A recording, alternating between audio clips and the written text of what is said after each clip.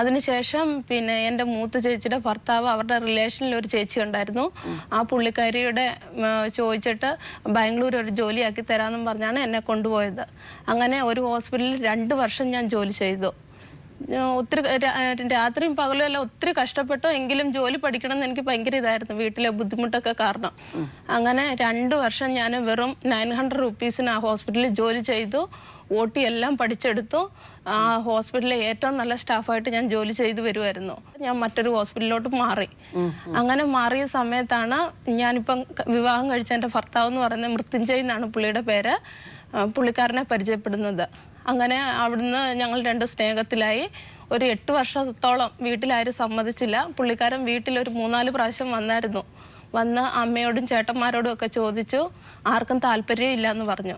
പിന്നെ ഞാൻ അതിന് ശേഷം പിന്നെ പോയിസൺ കഴിക്കുകയൊക്കെ ചെയ്തു, വീട്ടിൽ സമ്മതിക്കാത്തത് കൊണ്ട്. അതിനുശേഷം നമ്മുടെ തളിപ്പറമ്പ് ലൂർദ് ഹോസ്പിറ്റലിൽ ദേവസ്യ ഡോക്ടർ പറഞ്ഞു അവിടെ ജോലി ചെയ്തോളാൻ പറഞ്ഞു. അപ്പം ഈ 7 മാസമായപ്പം പിന്നെ പുള്ളിക്കാരി എന്നെ കൂട്ടിക്കൊണ്ട് പോരണമല്ലോ. അപ്പം ഈ ആൻറ്റിയോട് പറഞ്ഞു, പിന്നെ നീ പോയി കൂട്ടിക്കൊണ്ട് പോരെ, ഞാൻ പ്രസവം നോക്കിക്കോളാം, പക്ഷേ അവളുടെ ഭർത്താവ് അറിയണ്ട, നിൻ്റെ വീട്ടിൽ നിൽക്കുന്നതായിട്ട് മതി എന്ന് പറഞ്ഞു. അപ്പം ഞാൻ അമ്മയോട് പറഞ്ഞു, അങ്ങനെ കള്ളത്തരത്തിൽ എന്നെ കൂട്ടിക്കൊണ്ട് പോകുന്നത്, നാളെ ഒരു ദിവസം പ്രസവം കഴിഞ്ഞിട്ടുണ്ട്, എൻ്റെ ഹസ്ബൻഡ് വന്നിട്ടുണ്ട്, എങ്ങനെ ഈ നുണ മനസ്സിലാവുമല്ലേ, അതുകൊണ്ട് അങ്ങനെയൊന്നും വേണ്ടാന്ന് പറഞ്ഞു.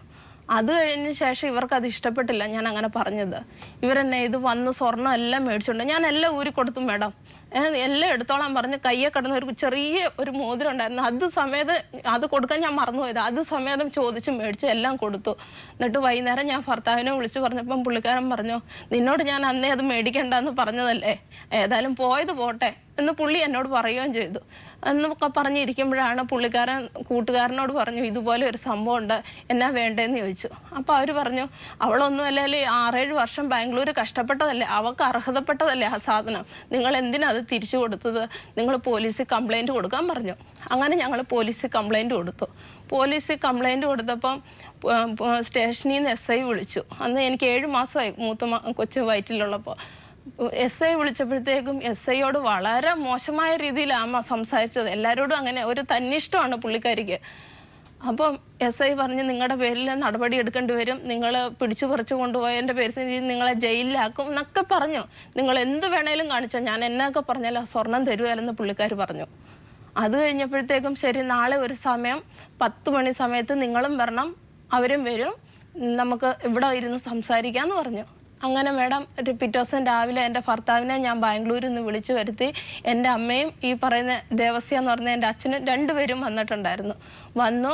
ഇവർ ലാസ്റ്റ് പോലീസ് ചോദിച്ചു, നിങ്ങളുടെ മകളെ നിങ്ങൾ കൂട്ടിക്കൊണ്ട് പോകുന്നുണ്ടോ, ഈ സ്വർണം എന്തായാലും അവർക്ക് അർഹതപ്പെട്ടതായതുകൊണ്ട് നിങ്ങളത് തിരിച്ചു കൊടുത്തേ പറ്റൂ, പിന്നെ നിങ്ങളുടെ മകള്, നിങ്ങൾക്ക് വേണമെങ്കിൽ നിങ്ങളുടെ മകളെ തിരിച്ചു കൊണ്ടുപോകാം എന്ന് പറഞ്ഞപ്പോൾ ഈ അമ്മ അവിടുന്ന് എന്നോട് പറയുന്നതാണ്, ആ കൊച്ചിനെ അബോർഷൻ ചെയ്ത് കളഞ്ഞ് ഈ ഭർത്താവിനെ ഉപേക്ഷിച്ച് വന്നാൽ ഞാൻ നിന്നെ സ്വീകരിക്കാം. അച്ഛനെ പിന്നെ ആകെ മോശപ്പെട്ട അവസ്ഥയിലാണ്. അച്ഛന് മുടിയൊക്കെ ഇത്രയും നീട്ടി വളർത്തി. പുള്ളിക്കാരൻ ഗൾഫിലായിരുന്നു 20 വർഷമായിട്ട്. ഞങ്ങൾ കുഞ്ഞായിരുന്നപ്പം ഗൾഫിൽ പോയ മനുഷ്യനാ. അപ്പം പുള്ളി എന്നും പാൻറ് ഷർട്ടും ഇട്ട് വീട്ടിൽ കഴിക്കുന്നുണ്ടോ ഇല്ല, പക്ഷെ പുള്ളിക്കാരൻ തലയൊക്കെ ഡൈ ആക്കി ഷേവിങ് ചെയ്ത് നീറ്റായിട്ട് പണ്ട് മുതലാണ്. അത് ഓരോരുത്തരുടെ പ്രകൃതമല്ല, ഇനിയിപ്പോൾ നമ്മളെന്തെങ്കിലും ചെയ്യാൻ പറ്റുമോ അവിടുന്ന്. പുള്ളിക്കാരൻ അങ്ങനെ ഞാൻ കണ്ട മനുഷ്യനാണ്.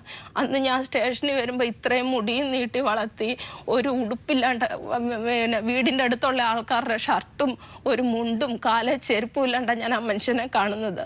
അപ്പം ഇവരുടെ എന്തൊക്കെയോ മോശപ്പെട്ട രീതിയിലുള്ള ജീവിതമാണ് അമ്മയുടെ മക്കളുടെ. അപ്പം പുള്ളിക്കാരൻ എന്നെ ചെയ്തു, അതൊക്കെ മൊബൈലിൽ എങ്ങനെയോ പിടിച്ചെടുത്തു. അതറിഞ്ഞതോടെ ആ മൊബൈലും അവരങ്ങ് തല്ലി തകർത്തു. അപ്പം മൊബൈലും ഇല്ല, ഡ്രസ്സും ഇല്ല, അങ്ങനത്തെ ഒരവസ്ഥയിലായിരുന്നു തളിപ്പറമ്പ് പോലീസ് സ്റ്റേഷനിൽ വെച്ച് ഞാൻ ഈ മനുഷ്യനെ കാണുന്നത്. ശരി, ഞങ്ങൾ പരാതി കൊടുക്കാൻ ചെന്നപ്പോൾ ഒരു നല്ല പോലീസുകാരനായിരുന്നു, റെജി എന്ന് പറഞ്ഞൊരു പോലീസായിരുന്നു. പുള്ളിക്കാരൻ പറഞ്ഞു, ശരി ഞാൻ അന്വേഷിക്കാം, നിങ്ങൾ ഏതായാലും പൊക്കോ, നാളെ 10 മണിയാകുമ്പോഴത്തേക്കും നിങ്ങൾ വരാൻ പറഞ്ഞു. പുള്ളിക്കാരൻ എന്നെ ഇത് ഞങ്ങൾ പറഞ്ഞ രീതിയിൽ പിറ്റേ ദിവസം ആരെയോ വീട്ടിൽ വിട്ട് കാര്യങ്ങളൊക്കെ അന്വേഷിച്ചു. പിറ്റേ ദിവസം 10 മണിയായപ്പോൾ എന്താ സംഭവിച്ചതെന്ന് ഞങ്ങൾക്ക് അറിയത്തില്ല മേഡം. ഞങ്ങളുടെ കൂടെ കുറച്ച് പാർട്ടിക്കാരും വന്നിട്ടുണ്ടായിരുന്നു. അപ്പം പോലീസ് സ്റ്റേഷനിൽ നിന്ന് പറഞ്ഞു 2-3 പാർട്ടിക്കാരുണ്ടെങ്കിൽ നിങ്ങളുടെ കേസിനൊരു ബലമാകും, അതുകൊണ്ട് നിങ്ങൾ അറിയുന്നവരെ കൂട്ടിക്കോളാൻ പറഞ്ഞു. ശരി, ആ പാർട്ടിക്കാരെയും കൂട്ടി ഞങ്ങൾ സ്റ്റേഷനിൽ ചെന്നപ്പോഴത്തേക്കും ഇവർ 3 പേരും വന്നു. അമ്മയും 2 ചേച്ചിമാരും വന്നിട്ടുണ്ട്. ഭർത്താക്കന്മാരാരും ഇല്ല. മൂത്തവളുടെ ഭർത്താവ് ഗൾഫിലാണ്, രണ്ടാമത്തെ ഭർത്താവിന് സുഖമില്ലാണ്ടിരിക്കുകയാണ്. പുള്ളിക്കാരനെ വിളിച്ചപ്പം പുള്ളിക്കാരൻ പറഞ്ഞ് ഞാൻ വരത്തില്ല എന്ന് പറഞ്ഞ് പുള്ളിക്കാരൻ വന്നുമില്ല.